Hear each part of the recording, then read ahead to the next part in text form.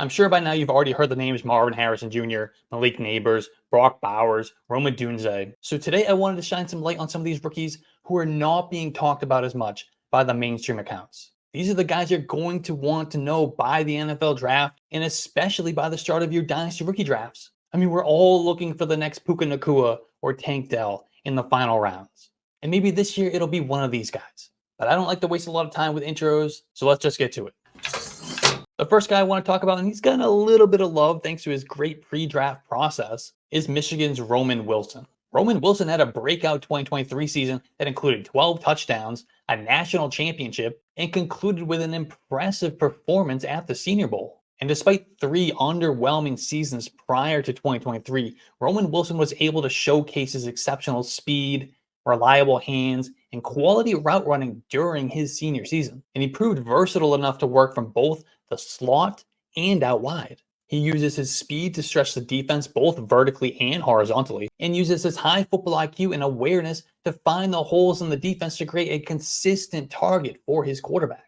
Wilson is a smooth operator who often eats up defenses on crossing routes, both shallow and deep. And he shined at the NFL Combine, which included a 4.39 40. He's an overall exceptional athlete. However, there are definitely plenty of concerns across his profile, the most glaring of which is the underwhelming production in the late breakout. There are also concerns about how he will hold up against physical play at the NFL level, and he's really not a yards after catch guy.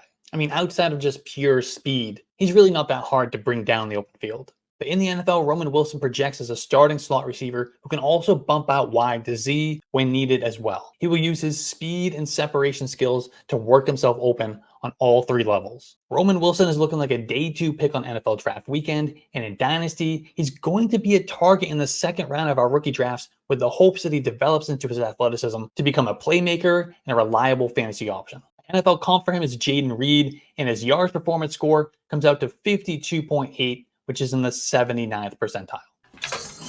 Florida wide receiver Ricky Pearsall is a crafty route runner with a high football IQ and full field awareness. He is a reliable target for his quarterback with good hands and the ability to win in traffic.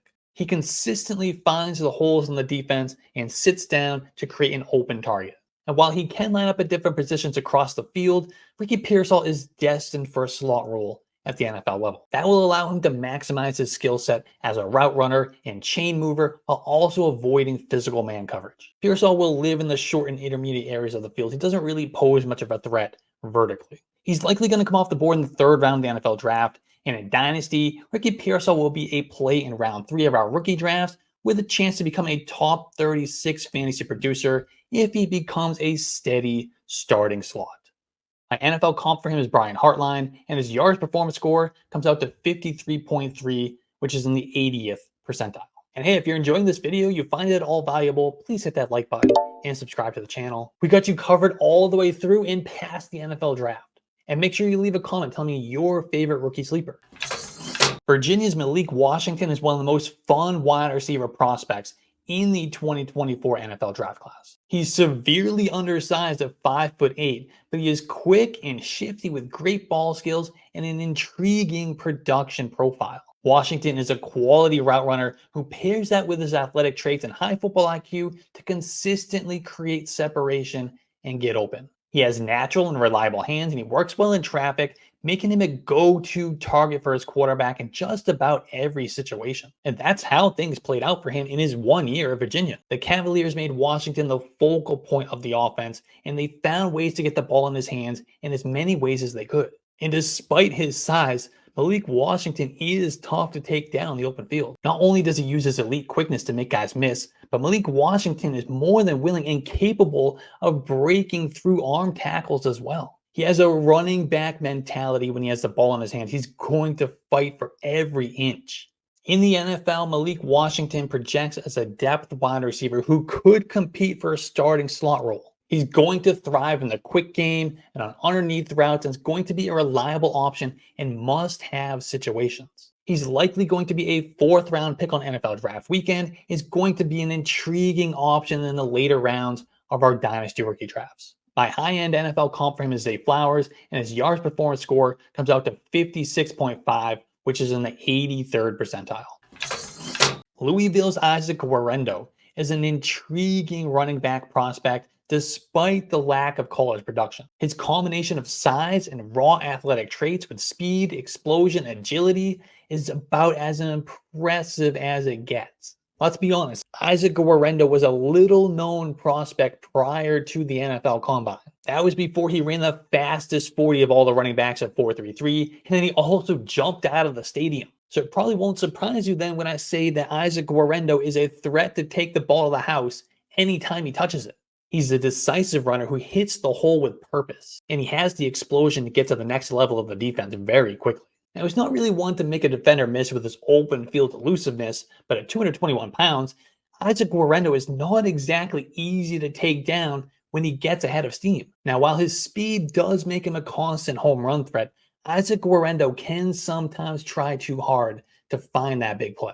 That's something he's going to have to work on in the NFL if he's going to have a bigger role. He's going to have to be more disciplined.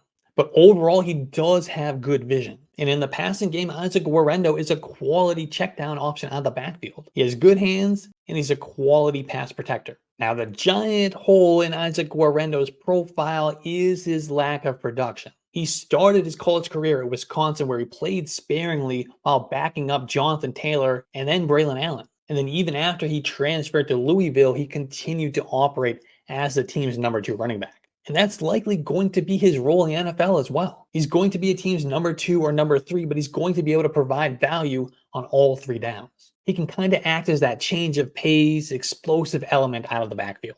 However, if he's ever able to develop to the point where he becomes a team's primary ball carrier, Isaac Guerendo would become one of the most dangerous running backs in the league. And he certainly has the frame and the athleticism to do it. And despite the underwhelming production profile, Isaac Guerendo is going to garner some attention on draft weekend. It's hard to see a guy this athletic fall beyond the middle rounds. Some NFL team is going to call his name with the hopes that he develops into that athleticism and they get a steal in the 4th or the 5th round. And in Dynasty, Isaac Guerendo is worth a similar shot in our rookie drafts based on the tantalizing upside of a 100th percentile athletic specimen. Central Florida's Javon Baker is an above-average route runner who particularly thrives in the deep and intermediate quadrants of the field. He doesn't exactly have burner speed and he takes a minute to get going, but that doesn't stop him from making plays vertically. And his ball skills and ball tracking ability are exceptional. When the ball is in the air, Javon Baker uses his natural instincts to find the football, to attack it at its highest point. And after the catch, Javon Baker's lateral agility and explosion kick in to help him gain additional yards. At the NFL level, Javon Baker projects as the team's wide receiver 3 or wide receiver 4 who's going to line up at both X and Z. Now, draft capital probably won't come until day 3, but that's not going to stop him from being one of the most intriguing wide receivers in the 3rd or 4th rounds of Dynasty rookie drafts. My NFL comp for him is Josh Doxson, and his yards performance score comes out to 52.2, which is in the 79th percentile.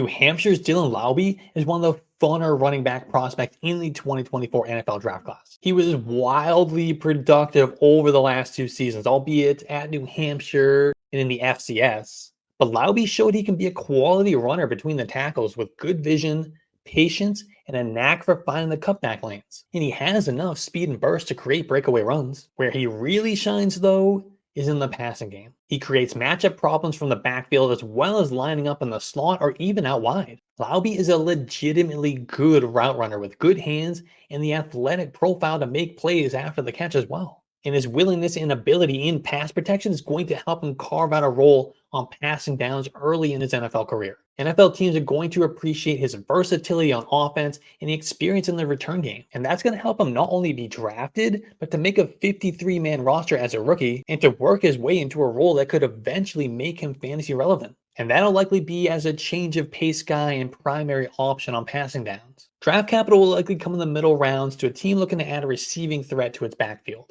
And in Dynasty, Dylan Laube will be a fun pick in the 3rd or 4th rounds of our rookie drafts, with the long shot hope that he becomes the next Austin Eckler. And my NFL comp for him is Chase Edmonds. But before we get into more of these rookie sleepers, I just want to remind you that if you want to draft any of these rookies, you can right now. Underdog Fantasy makes it possible. You don't have to wait until your rookie drafts. So go draft one of these guys, or Marvin Harrison Jr., or Brock Bowers, Caleb Williams, any of the guys that you like. Pre-NFL draft rookies present the greatest value in 2024 best ball drafts that are happening right now. And when you sign up for Underdog Fantasy, make sure you use promo code YARDSPER, and they'll double your deposit up to $100.